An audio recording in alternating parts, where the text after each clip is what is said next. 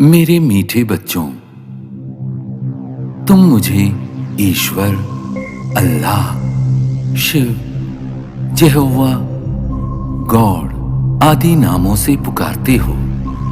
तुमने मेरे लिए मंदिर, मस्जिद, चर्च एवं गुरुद्वारे बनवाए। तुमने वेद शास्त्र और कई प्रकार की धर्म पुस्तकें लिखी। मेरे पास पहुंचने के लिए तुमने पूजा, अर्चना, तप आदि किए। तुमने मेरे नाम पर अनेक युद्ध किए और मेरे लिए कई त्याग व बलिदान दिए, लेकिन दुर्भाग्यवश न तो मुझे कोई भी प्राप्त कर सका और न ही मेरे पास पहुंच पाया। वास्तव में मुझे जानने से पहले तुम्हें ये जानना और महसूस करना है कि तुम स्वयं कौन हो।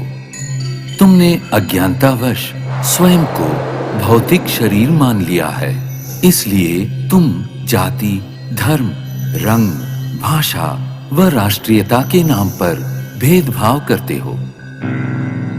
स्थूल नेत्रों से दिखाई देने वाला तुम ये नश्वर शरीर नहीं हो। तुम तो अविनाशी आत्मा हो, जो भ्रिकुटी के मध्य में स्थित होकर इस शरीर को नियंत्रित करती हो। अतः स्वयं को शरीर द्वारा कर्म करने वाली आत्मा अनुभव करो।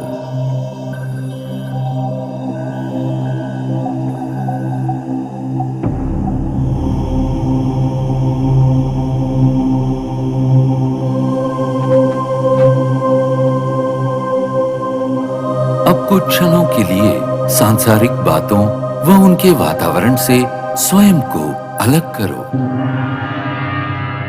इस देह को भूल अपने आप को भ्रिकुटी के मध्य में चमकता चैतन्य सितारा अनुभव करो।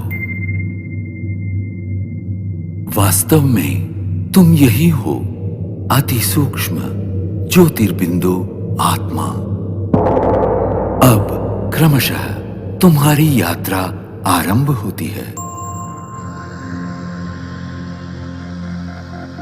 इस भौतिक दुनिया और देह से ऊपर उठकर नीले गगन की ओर।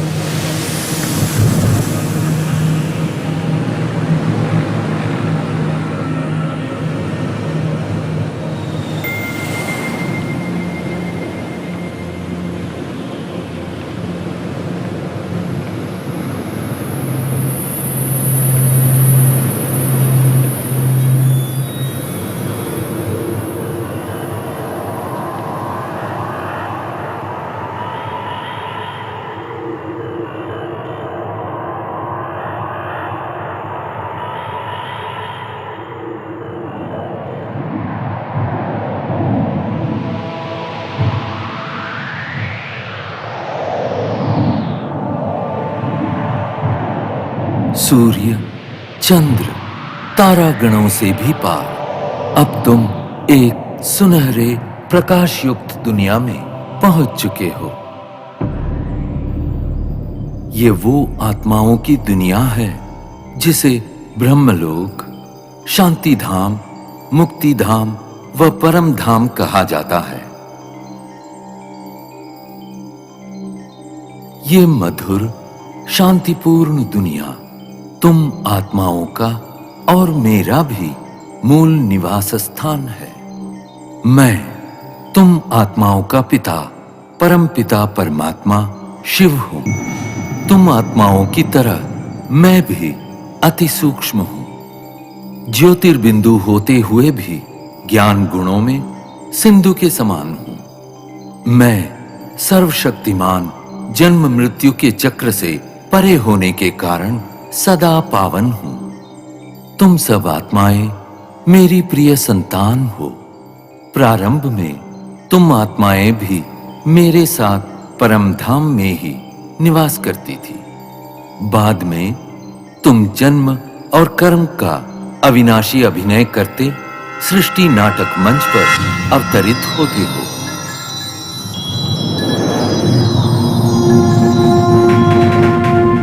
ये अनादि अविनाशी नाटक सतयुग, त्रेता युग, द्वापर युग और कलियुग 4 युगों में विभक्त है।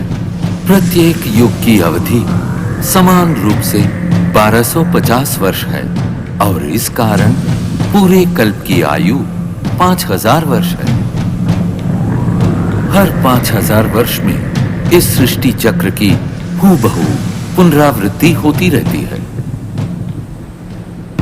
कल्प के आरंभिक काल में सभी प्राणी और प्रकृति के 5 तत्व पावन थे।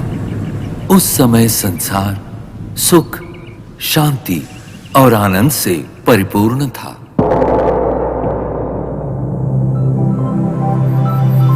यही वो समय है जिसे सतयुग और त्रेता युग के नाम से जाना जाता है, जहां तुम देवी देवता के रूप में रहते थे। इस 2500 वर्ष की अवधि को स्वर्ग, वैकुंठ, बहिश्त, जन्नत, पैराडाइज आदि नामों से जाना जाता है। सतयुग अर्थात स्वर्ण युग में श्री लक्ष्मी और श्री नारायण का अटल अखंड राज्य था। तत्पश्चात त्रेता युग अर्थात रजत युग में श्री सीता एवं श्री राम ने राज्य किया।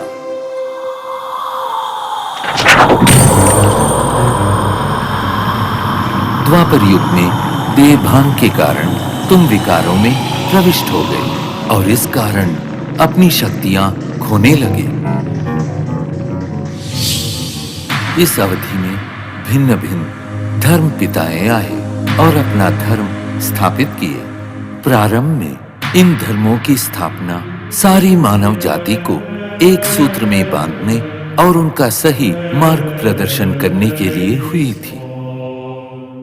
अब इस कलियुग अर्थात कलह युग में मानव मन में विद्यमान 5 विकार चरम सीमा पर है, जिनके कारण 5 तत्व प्रदूषित हो गए हैं और तुम शांति एवं खुशियों से वंचित हो गए हो। परिणामतः दुख अशांति के दलदल से मुक्ति पाने के लिए तुम मुझे पुकारने लगे। यदा यदा हि धर्मस्य ग्लानिर्भवति भारत अभ्युत्थानमधर्मस्य तदात्मानं सृजाम्यहम् परित्राणाय साधूनां विनाशाय च दुष्कृतां धर्म संस्थापनार्थाय संभवामि युगे युगे। जब जब धर्म की ग्लानि होती है एवं अधर्म व पाप में वृद्धि होती है, तब तब सत धर्म की स्थापना और श्रेष्ठ विश्व नव निर्माण हेतु मैं धरती पर अवतरित होता हूं। इस दिव्य व पावन अवतरण के काल को संगम युग कहते हैं। कलियुग और सतयुग के संगम का ये समय अत्यंत कल्याणकारी है। गीता में दिए इन वचनों के अनुसार अब भारत भूमि पर मेरा अवतरण हो चुका है। प्रजापिता ब्रह्मा के साकार मानवीय तन में मैं प्रविष्ट एवं सन्निविष्ट होकर सहज गीता ज्ञान एवं राजयोग द्वारा तुम आत्माओं को पावन बनाने का महान कार्य कर रहा हूं। अब तुम देह सहित देह के सर्व संबंधों को भूल स्वयं को आत्मा निश्चय कर मुझ परम पिता परमात्मा को याद करो। यही राजयोग है जिसके द्वारा तुम्हारे जन्म जन्मांतर के विकर्म दग्ध होंगे और तुम सर्व गुणों एवं सर्वशक्तियों से संपन्न हो जाओगे। याद रखो, प्रकृति के पांचों तत्व भी तुम्हारे इसी संपन्नता की प्रतीक्षा कर रहे हैं। मेरे प्यारे बच्चों, मैं वही हूं जिसे तुम अनेक वर्षों से खोज रहे हो। मैं तुम्हारा अनादि पिता हूं। मैं जो हूं, जैसा हूं, मुझे भली भांति पहचानो और मेरी श्रीमत पर चलो, ताकि आने वाले स्वर्णिम युग में तुम अनेक जन्मों का श्रेष्ठ भाग्य प्राप्त कर सको। ओम शांति शांति।